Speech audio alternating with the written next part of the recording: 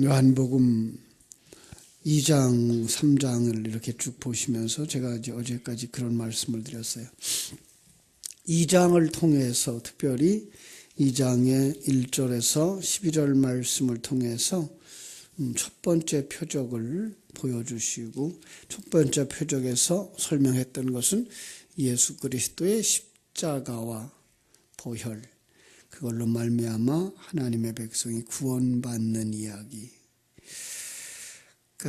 그러니까 이제 유대인들은 그렇다면 우리 유대인들은 이미 성전이 있는데, 이렇게 얘기해서 성전 가진 자들, 그 외형적 성전의 이야기를 하면서 예수님은 그것은 헐어야 된다.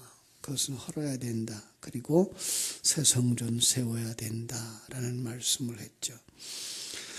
그러자 이제 사람들이 들고 나오는 얘기가 니고데모 같은 사람은요, 이런 사람은요 라고 말한다 그랬어요. 이런 사람은요. 그래서 이런 사람은요 라고 들고 나온 사람이 한 점 흠도 없는 사람, 사람들이 볼 때에 정말 이런 사람 같았으면 좋겠다라고 흠모할 만한 사람의 이야기를 했다. 그런데 예수님은 이런 지하에 말씀하시죠. 사람이 거듭나지 않으면 하나님 나라를 볼 수 없다. 이렇게 말해서 그런 사람이라도 거듭나지 않는다면, 그런 사람이라도 예수 그리스도 안에서 새로운 피조물로 거듭나지 아니하면 하나님 나라를 볼 수 없다. 하나님 나라에 들어가기는커녕 볼 수도 없다. 이런 말씀을 이제 하시고 계신데, 오늘 제가 본문을 23절부터 봤어요. 근데 23절부터 25절이 어떤 말씀인지 한번 잘 보세요. 이렇게 성전을 청결케 한다. 또 이제 보통 우리는 성경을 다시 건축하는 이야기를 했다라고 했을 때 사람들이 믿었다 그랬어요. 그죠? 22절. 성경과 예수께서 하신 말씀을 믿었다. 그런데 언제 믿었죠? 22절. 죽은 자 가운데서 살아나신 후에야.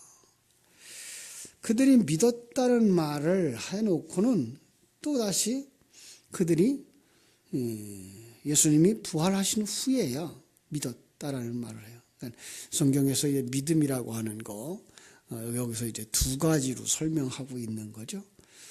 영접하는 그 믿음과 참 믿음이죠. 기적이나 감정적 자극으로 그를 따르는 행위, 그의 가르침을 따르겠다라고 하는 그 사람의 존재나 그 사람의 그 철학, 그 사상을 믿었다라는 얘기가 되고 있어요. 그래서 그랬더니 예수님은 뭐라 그래요? 그들에게 의탁하지 않았다. 그래서 그 얘기를 이제 23절에서 다시 하고 있는 거예요. 6월절에 예수께서 예루살렘에 계시니 많은 사람이, 여기 이제 사람에 관심 가지세요. 사람 글자가, 사람이란 글자가 몇 번 반복해서 나오는데, 많은 사람이 그의 행하는 표적을 보고 그의 이름을 믿었으나 예수는 그의 몸을 그들에게 의탁하지 않았다. 이거 다 제대로 번역하면 예수는 믿지 않았다예요. 왜냐고요? 그들은 표적을 보고 뭘 믿었어요? 진리를 믿은 것이 아니라 저 사람은 표적을 행할 수 있는 사람이구나 라고 믿었다는 거죠. 예수님은 그들을 믿지 않아요. 왜냐하면 예수님은 그들을 친히 아시기 때문이다. 여기 안다라는 말 관심 가지면 돼요. 그 다음에 25절에서도 마지막 부분에 그렇죠. 그가 친히 사람 속에 있는 것을 아셨다라는 말, 알았다라는 말, 이거 미완료 시제인데 그 사람의 과거와 미래와 현재와 미래를 다 알았다라는 거죠. 요한은 왜 이렇게 자꾸만 믿었다라고 하는 말, 성경 속에서 두 가지 말을 계속 이렇게 쓰고 있어요. 많은 사람들이 이제 오해하는 부분이 그거죠. 우리 오늘 본문 밖에 있는 얘기입니다만은 요한복음 3장 16절을 두고서 봐라, 하나님이 세상을 사랑하지 않느냐.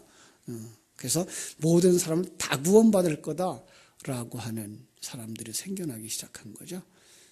그런데 성경 속에서 요한복음에서 특별히 요한서신 속에서 세상을 두 가지로 쓰고 있다라는 거 제가 말씀드렸어요. 그죠? 세상, 이렇게 지금 그냥 멸망받을 세상, 그걸 그냥 세상이에요. 그래서 세상을 사랑하지 마라.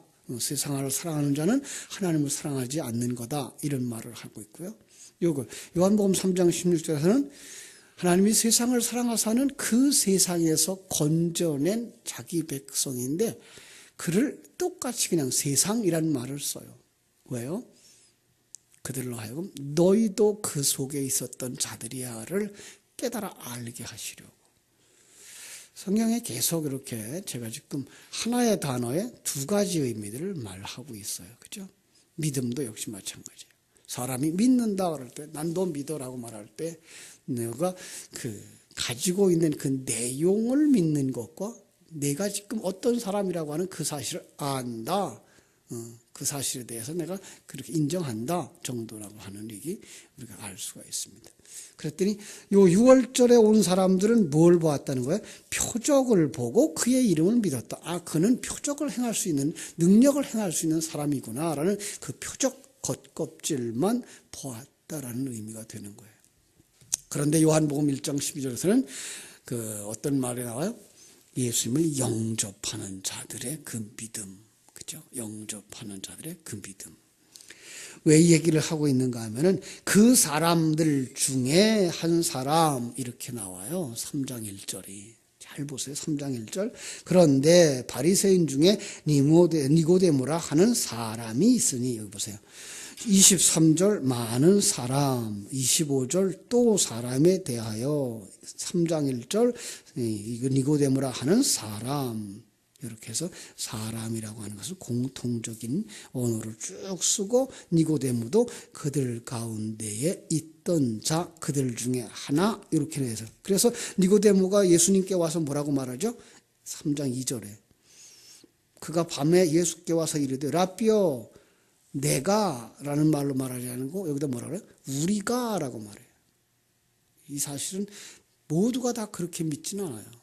그런데 불구하고 여기서 사람 나도 그들 중에 하나 이렇게 해서 우리가 당신은 하나님께로부터 오신 선생인 줄 압니다 라고 말해서 사람에 대한 얘기를 쭉 하고 있는 거죠. 그렇죠? 그런데 그 사람은 뭘 믿은 사람이에요?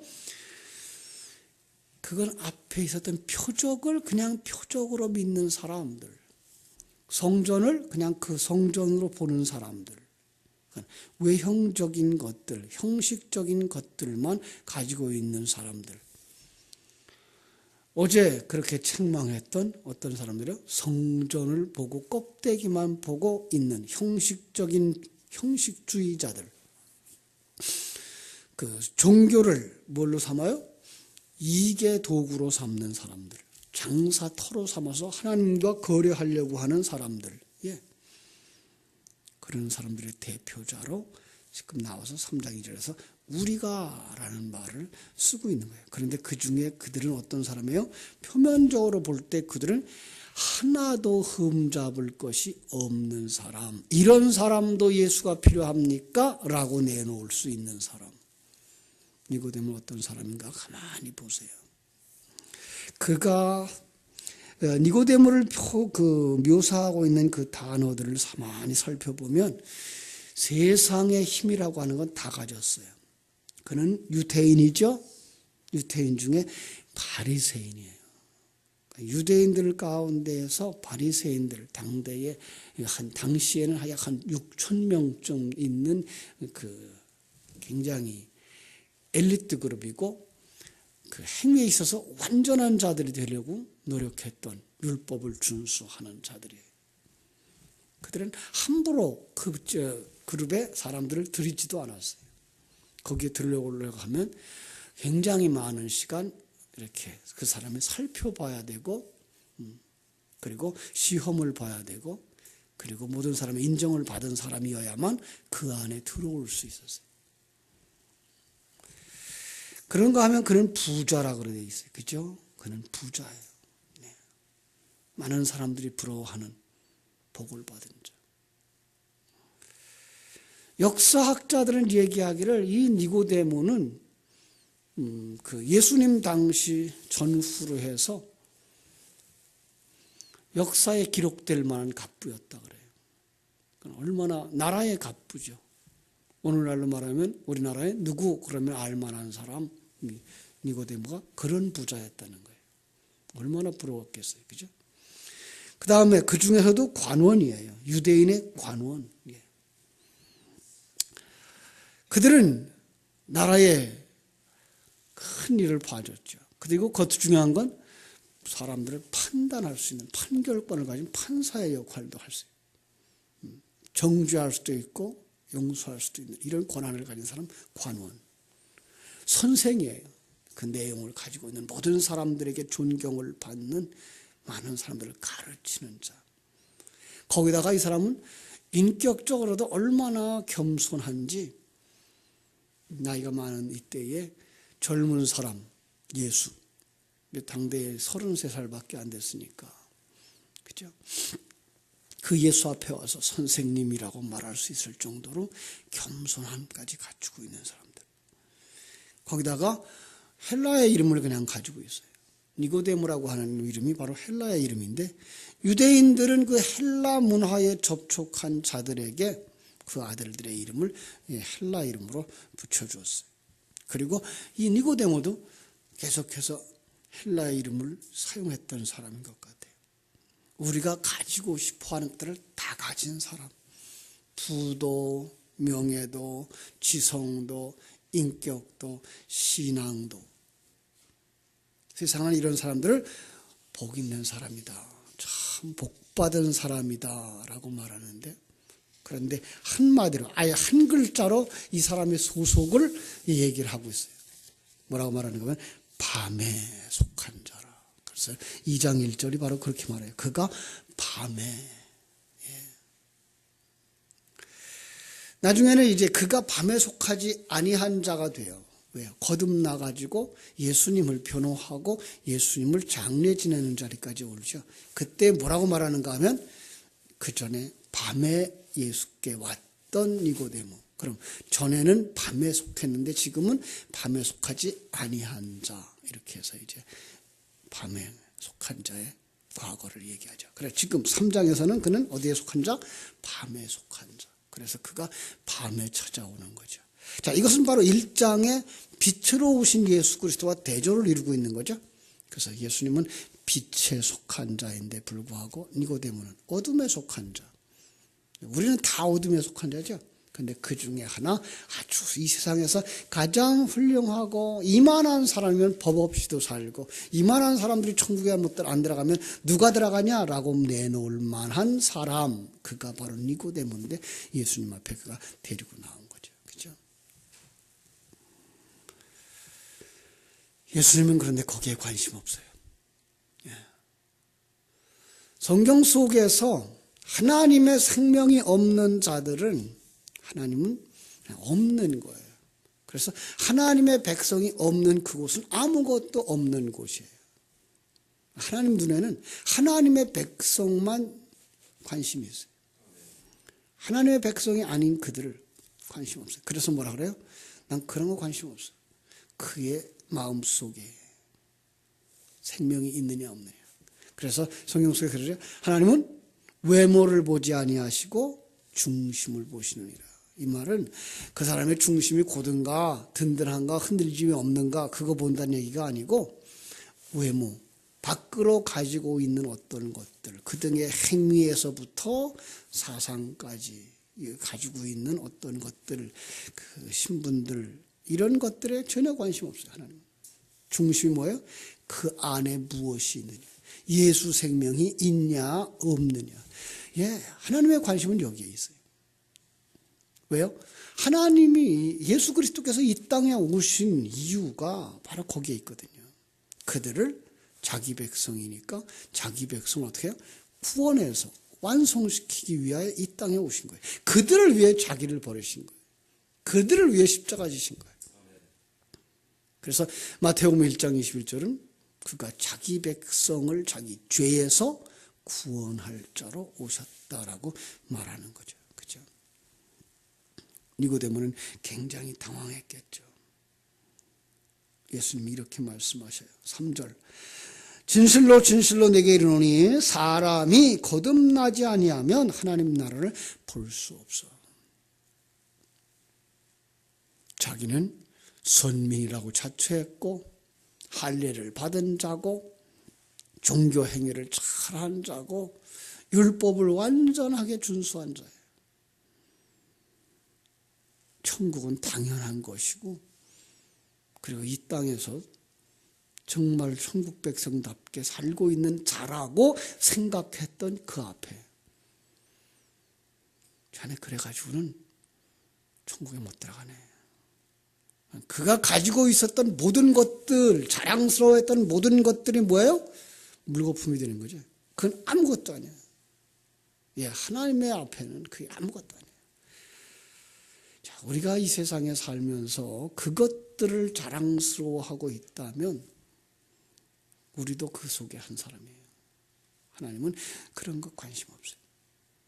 그걸 갖다가 앞에서 보면 입만무성한 무화과 나무라고 말하는 것이고 빈 항아리 있는 혼인잔치라고 말하는 것이고 형식만 있는 외형만 있는 성전이라고 말하고 있는 거예요. 이게 우리예요. 우리의 옛사람이 지금 그러고 있어요. 우리는 자기를 포장하려고 여러 가지 모양들로 포장을 하죠. 세상의 지식으로, 그죠? 그리고 착한 행위로, 여러 가지 어떤 직분으로, 그래서 신분으로. 우리 성도들까지 지금 그러고 살아요. 그래서 성도님 그러면 기분 나쁘고 집사님 그래야 좋고 권사님 그래야 마음이 편안해지고. 언제부턴지 우리 포리교회에 연세 많으신 분들은 다 권사님이시더라고. 사실은 그런 일들은 직분은 교회 안에 직분들은 일하시는 분들에게 일하라고 주어진 직분들이었죠. 그런데 우리는 지금 변하여져 가요. 그래서 내가 직분을 가지고 있으면 마음이 편안해요. 내가 그래도 집사인데. 심지어 교회에 잘 안 나오는 사람도 그 직분 가지면 기분이 좋대요. 하나님 앞엔 관심 없어요. 하나님 뭐 관심 있어요? 그 사람 속에 예수 생명 있느냐? 예. 그 예수 생명이 있다는 말은 무슨 말이에요? 하나님을 아느냐? 하나님의 계획을 알고 하나님 계획 속에 들어가 있는 자신을 믿으며 그 하나님과 동행하고 있는 것을 본인 스스로 느끼면서 살아가면서 거기서 만들어져 가고 있느냐? 이거예요.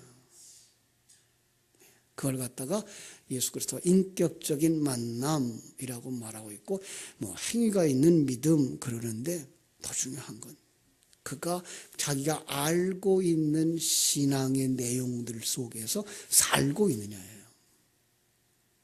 이게 아주 중요한 부분인데 많은 사람들이 지식으로 그냥 끝나는 경우가 많아요. 신앙을. 아는 것, 하나님은 그런 분이야.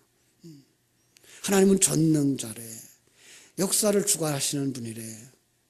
우리 인생을 주관하고 계시대.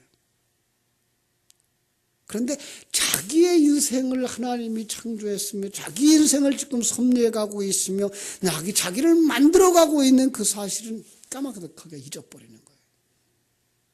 그래서 자기 마음대로 되면 기분 좋고 자기 마음대로 안 되면 기분이 안 좋고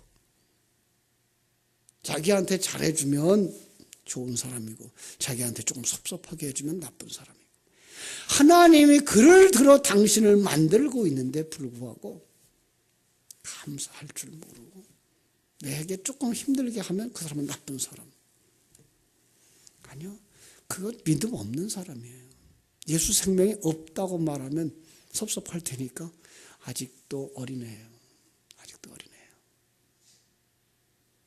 여러분들이 정말 그 하나님을 믿는다는 그 말 속에는요. 나는 아무것도 아니구나. 나는 아무것도 아니구나로 갈 수 있어야 돼요.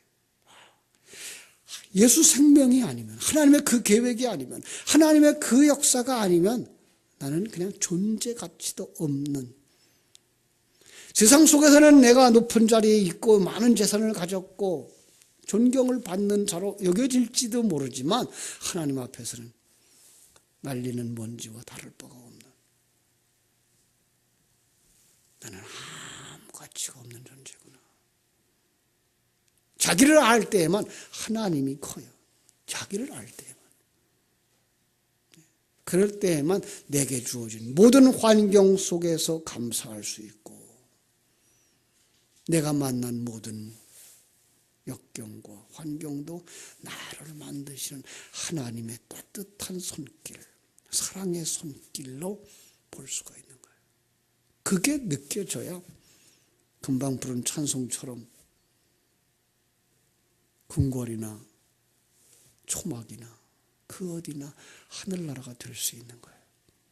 여러분들이 그 안에 들어갈 수 있기를 주님의 이름으로 축원합니다. 거듭난다고 하는 게 뭐예요, 그럼? 바로 그거예요. 예수 생명이 들어와서 그 새로운 가치관, 예수 생명이 우리 속에 들어와서 그 새로운 가치관, 지금 얘기했던 그 내용들이 확실히 믿어져요. 내가 그 속에 하나예요. 그게 바로 위로부터 난 생명, 하나님의 생명, 하나님으로 말미암은 새 창조가 이루어지고 있는 거예요. 어제 막 그 본문의 말로 말하면 뭐예요? 옛 성전이 무너지는 것이고 새 건축이 이루어져 가고 있는 거예요. 자, 그 거듭남의 방법이 뭐예요?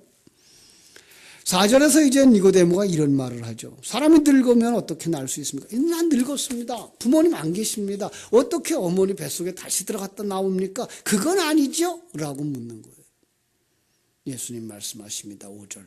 진실로 내게 이르노니 사람이 물과 성령으로 나지 아니하면 하나님 나라에 들어갈 수 없느니라. 똑같은 말을 반복하고 있어요. 무슨 얘기일까요? 지금 어떻게 거듭납니까? 라는 질문에 대한 대답이에요. 물과 성령으로 이렇게 말하네요. 물이 뭐예요? 이것은 예수 그리스도께서 돌아가실 때에 십자가에서 흘려주신 물과 피에 관한 얘기기도 하고요. 또 성경 전체가 말하고 있는 물이 뭐예요? 진리예요. 진리의 말씀으로 거듭남이에요. 죽었다가 살아나는 세례와도 같은 거예요.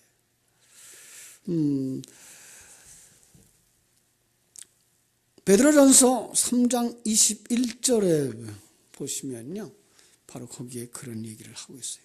물, 그것은 바로 성령을, 세례를 상징한 거다. 그럼 한번 볼까요? 베드로전서 3장 21절.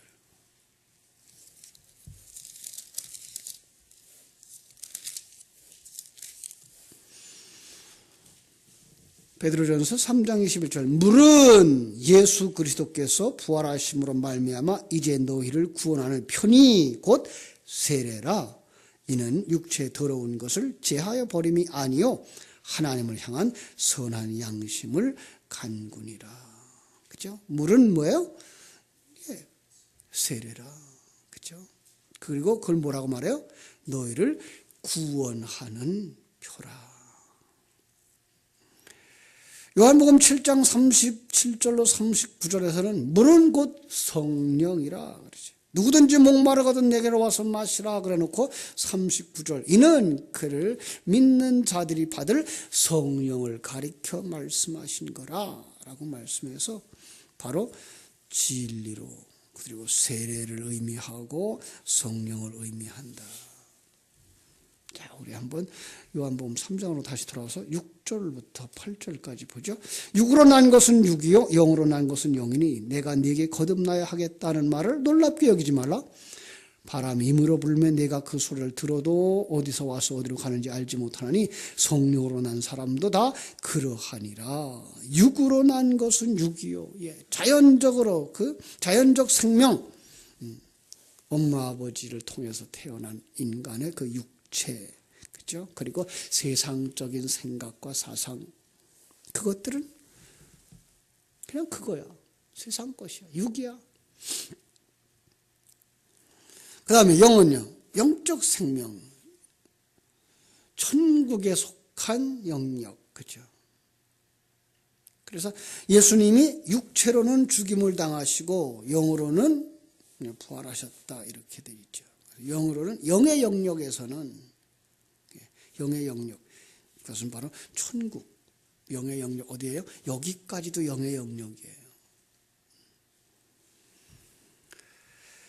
바람이 지나면 흔적이 있지 않냐. 8절 말씀하는 거죠. 바람이 지나면 흔적이 있지 않냐. 11절. 그런데 너희는 왜 모르느냐. 못 알아듣는다는 거죠. 세상 사람들, 거듭나지 아니한 사람들, 귀가 안 열린 사람, 눈이 안 열린 사람은 영의 얘기를 해도 들리지 아니하고 영의 얘기를 해도 보이지를 않아요. 안타까운 얘기를 우리 설교자들이 영의 세계가 지금 안 보여서 굉장히 몸부림치는 분들이 많죠. 이 세상 얘기를 가지고, 세상 것을 가지고 영의 얘기를 하려니까. 내가 영의 세계를 보지 못했는데 영의 나라를 얘기를 하려니까. 아주 쉬운 얘기로 내가 헤엄을 치지 못하는데 헤엄치는 얘기를 하려고 그러니까 이게 얼마나 힘들겠어요.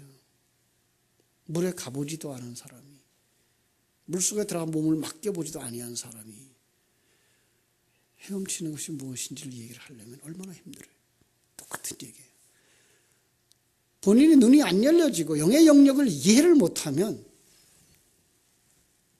영의 얘기를 할 수가 없죠. 그런데 오늘 성경은 그렇게 말하죠. 그렇죠? 그는 하늘에 계셨던 자라. 그건 무슨 말이에요? 영에 속한 자라. 누가? 예수 그리스도죠. 참으로 가만히 생각해 보세요. 물과 그다음에 그 세례 그리고 성령. 그러면 물, 어둠, 세례, 그죠? 성령. 창세기 1장 2절에 나와 있는 그 모습이죠. 그러니까 창세기 1장 2절도 역시 뭐예요?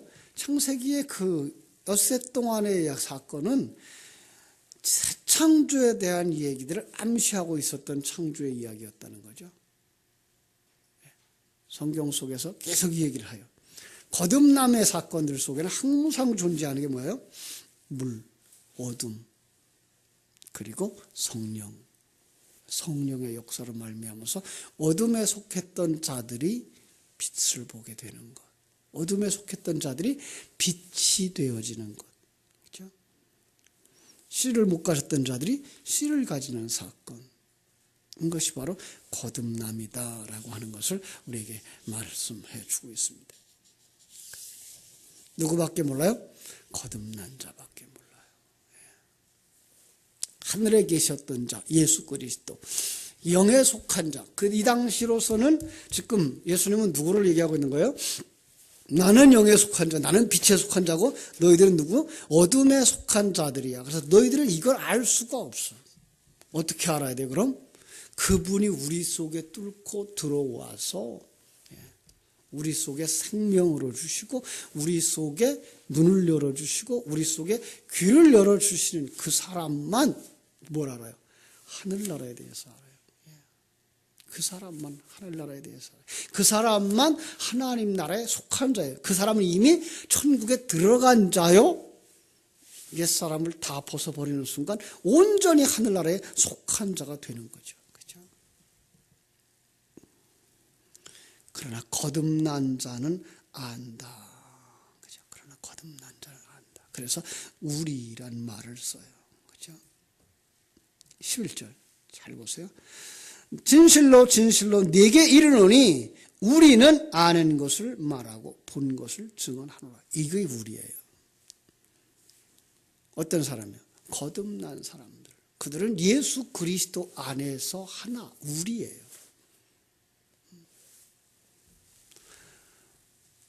어리석은 사람들은 어떻게 생각해요? 지금 예수님의 제자들과 예수가 우리고 거기 밖에 있는 사람들은 너희 이렇게 말했다 그러는데 아니요. 그보다 더 중요한 건 거듭난 자들이에요. 예수님의 제자들 여기서 거듭나지 못한 상태로 나와요. 언제 거듭나죠? 사도행전 2장 성령 강림 이후에 그들이 거듭났다 그러죠. 그래서 아까도 그런 말씀을 했죠. 그죠? 죽은 자 가운데서 살아나신 후에야 제자들이 이 말씀하신 것을 기억하고 성경과 예수께서 하신 말씀을 믿었더라라는 말. 그들은 언제 성령이 임하고 나서야 믿었어요. 그러니까 성령이 임하지 않으면 시간적인 개념을 이제 완전히 뛰어넘어서요. 어느 시대 어느 상황 속에서도 성령으로 말미암지 않고는 하나님의 사람들은 태어날 수가 없고 믿을 수가 없는 거죠. 성령으로 아니하고서 그가 믿습니다라고 하는 건 뭐예요? 지식적인 것이고 그들이 봤던 표적을 가지고만 믿는 사람들인 거죠. 그렇죠? 이걸 바로 은혜 받은 자라고 얘기를 하는 거예요. 이 진리를 아는 자, 이 하늘나라 진리를 아는 자들. 그 사실을 보고 나니까 하나님을 알게 되어지고 그 사실을 알게 되니까 내 자신이 어떤 자인지 알게 되고 그리고 그 하늘나라 소망 안에 내가 들어가 있음을 인하여서 감사하게 되고 감격하게 되어지고 그리고 하나님이 지금도 나를 만들고 있음을 인하여서 어제 하박국에 있는 말씀처럼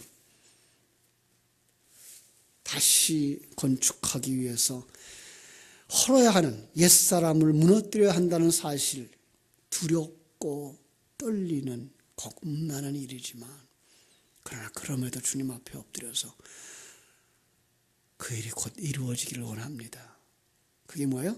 수년 내에 부흥케 하옵소서의 뜻이거든요. 여러분, 어려움을 만나고 있습니까? 여러분이 예수 생명을 가진 자라면 그 어려움은 결코 어려움이 아닙니다. 여러분을 새롭게 만드시고 완성시켜가는 과정에 마땅히 겪어야 할 일인지도 모릅니다. 그렇습니다. 사람마다 다릅니다. 왜 사람마다 똑같이 안 가요? 예, 다 다릅니다. 여러분들은 보석입니다. 그래서 보석으로 만드는 과정이 상당히 복잡하고 힘듭니다. 어려운 과정을 다 거쳐야만 보석이 됩니다. 요즘 사람들이 하도 그 묘하게 살아갑니다. 애완동물들 그렇게들 좋아한다 그러죠. 강아지 키우는 거 좋아하고 고양이 키우는 거 좋아하고 뭐 우리 지역에서 뭐 밖에 도둑고양이 같은 거 말고 집에서 키우고 하는데 그렇게 정들다 보면 또 죽으면 또 갖다 장례도 치는데 요즘은 그걸 또 뜨거운 열을 가하면 이게가 뭐 보석이 된대요. 그걸 가지고서 반지 만들어 끼고 다니고 가지고 다닌대요. 예. 그러니 그 고양이가 그 강아지가 얼마나 높은 온도를 지나가면 그게가 보석이 되겠어요. 여러분 우리 먼지가 하늘나라 보석 되어지는 과정에 얼마나 많은 연단과 두드림과 불을 통과해야 되겠어요. 혹 여러분들이 그 불을 통과하고 있는 과정이라면 찬송할 수 있기를 바랍니다. 하나님의 여러분들의 삶에 큰 은혜와 복을 내려주셔서 정말 주님과 함께 만들어져 가야 돼요. 니고데모는 예수님을 요한복음에서 이제 세 차례 나타나죠. 3장에 나타나고 중간에 나타나고 마지막에 7장에 나타나고 19장에 나타나는데 그가 거듭난 과정들이 나와서 마지막에는 예수님을 장례하는 자리에 나타나죠. 예수님을 시체를 싸매요. 그러면서 같이 죽습니다. 그리고 그 안에서 새로운 사람으로 거듭납니다. 여러분들도 주님과 함께 죽고 주님 안에서 영의 세계에서 새로워지는 축복을 누리게 되기를 주님의 이름으로 축원합니다. 기도하겠습니다.